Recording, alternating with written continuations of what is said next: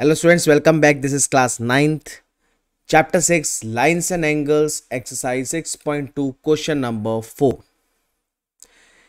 Very important question from the examination point of view. ठीक है, इस क्वेश्चन को ध्यान से समझेंगे. एक फिगर है हमारे पास आपकी स्क्रीन पर. In this figure PQ is parallel to ST, है ना. PQ जो है वो ST के पैरेलल है, ये हमें गिवन है. तो यहाँ हम लिख सकते हैं PQ is parallel to ST in the given part. ठीक है. अच्छा, और हमें दिया हुआ है angle PQR is equal to 110 degree and angle RST is equal to 130 degree. मतलब हमें दो चीज़ें और गिवन है. क्या? Angle PQR is equal to 110 degree and angle RST is equal to 130 degree. देखो बेटा, क्वेश्चंस जो भी गिवन होता है ना, हम गिवन और टू फाइंड इसलिए लिखते हैं ताकि एक बार जब हम क्वेश्चन को ध्यान से पढ़ के क्वेश्चन गिवन लिखते हैं तो हमें जो फिगर है उससे क्लियरिटी हो जाती है कि हमें क्या क्या चीज़ गिवन है. तो एक माइंड मैप छप जाता है और उस चीज़ को यूज़ करने का हमें अंदाजा हो जाता है कि हमें कौन सा एंगल कैसे यूज़ करना है प्रॉपरली. ठीक है. अब फाइंड क्या करना है, देखो एंगल QRS मतलब याला एंगल फाइंड करना है, ये हमें निकालना है. तो एक एंगल क्या फाइंड करना है हमें, एंगल QRS. ठीक है. चलो सॉल्यूशन देखते हैं. अच्छा, सॉल्यूशन से पहले हमें इसमें कंस्ट्रक्शन करना पड़ेगा. हमें एक पैरेलल लाइन बनानी पड़ेगी. देखो इस तरीके से ना हम एक पैरेलल लाइन बनाएंगे. हम इसे एक पैरेलल लाइन बनाएंगे जो कि R से जाएगी and it is parallel to both PQ and ST. ये लाइन PQ और ST दोनों के पैरेलल होगी. ध्यान देना, ये लाइन क्या होगी, इसको हम नाम दे देते हैं A, इसको नाम दे देते हैं B. ठीक है. तो यहाँ पे लिख सकते हैं AB पैरेलल टू PQ और AB पैरेलल टू ST. ठीक है. सबसे पहला काम हमें कंस्ट्रक्शन में ये करना है. अच्छा, दूसरी चीज़, अब हम आराम से इसको निकाल सकते हैं. देखो अब ये वाला पोर्शन देखना, सॉल्यूशन में देखो, आप सॉल्यूशन स्टार्ट हो रहा है. ठीक है. अब सॉल्यूशन में देखो AB is parallel to PQ. अगर AB और PQ पैरेलल हैं, ठीक है, देखो अभी सिर्फ ये वाला साइड ले रहे हैं, AB और PQ. Clear.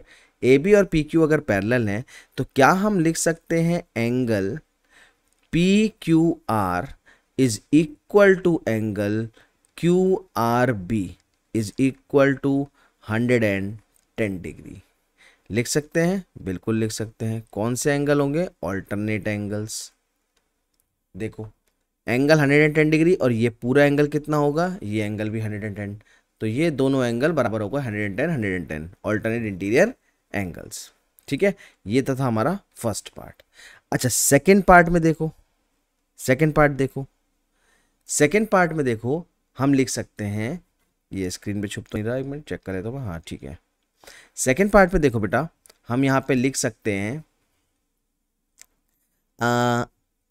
Angle ST is parallel to AB. ST is parallel to AB. तो हम यहाँ पे क्या लिख सकते हैं, एंगल TSR जो हमारा 130 डिग्री है, इस एंगल की बात हो रही है, एंगल TSR. ठीक है. प्लस एंगल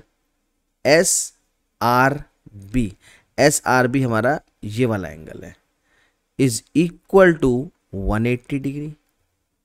आप बता सकते हो क्यों, को इंटीरियर एंगल्स या angles on the same side of transversal. देखो एक ये SR ट्रांसवर्सल है और ST is parallel to AB है. तो दोनों एंगल देख, जैसे दो पैरेलल लाइंस होती हैं और ये ट्रांसवर्सल होता है, तो ये दोनों एंगल्स क्या होते हैं, को इंटीरियर एंगल्स होते हैं.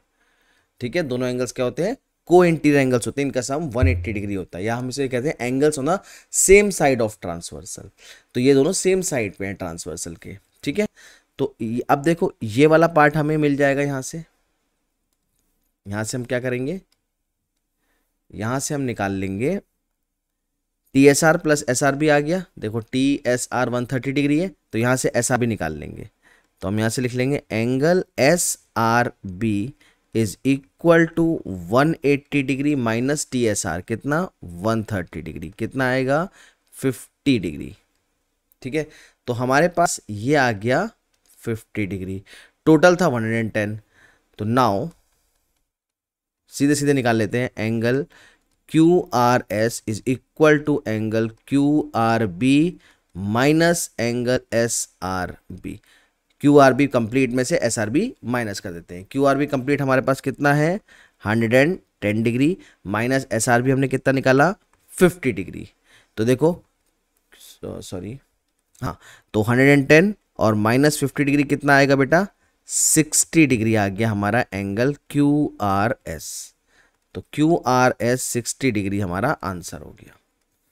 ठीक है, तो ये आंसर आ गया हमारे पास कितना, ये जो हमें निकालना था ये आ गया हमारे पास 60 डिग्री, ये वाला angle, angle Q R S.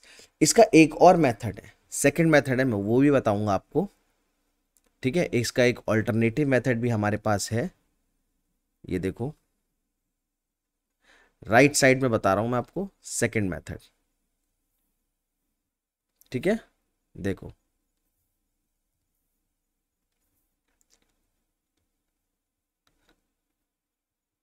Second method इसका देखो क्या है।